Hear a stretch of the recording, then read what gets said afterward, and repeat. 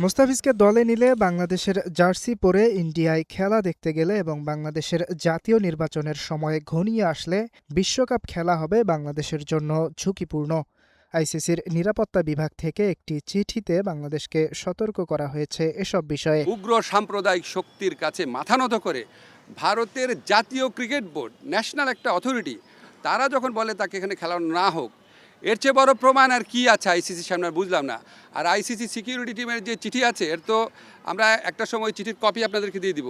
এটা তো সন্দেহাতীতভাবে প্রমাণ করে যে আমাদের ওখানে খেলার পরিবেশ নাই, ভারতের কোনো জায়গাতে খেলার পরিবেশ নাই। নিরাপত্তা ঝুঁকির জন্য মুস্তাফিজকে আইপিএল থেকে বাদ দিয়েছে বিসিসিআই।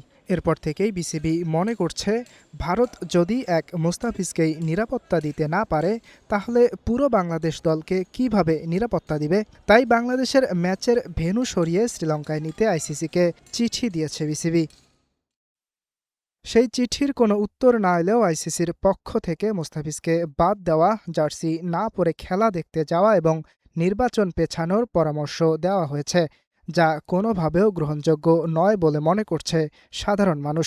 আমার দেশের তো অস্তিত্বই থাকবে না, মুস্তাফিজের মতো একটা এরকম প্লেয়ারকে বাদ দেওয়াটা। এটা আসলে আইসিসির একটা অপেশাদারিত্বের পরিচয় হিসেবে আমি দেখতে পাচ্ছি।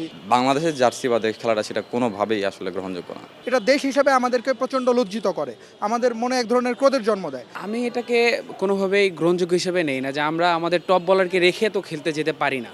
আইসিসির নিরাপত্তা বিভাগের এমন অযৌক্তিক সিদ্ধান্ত বাদ দিয়ে বাংলাদেশের খেলা অন্য ভেন্যুতে স্থানান্তর করুক, এমনটাই চাওয়া সকলের।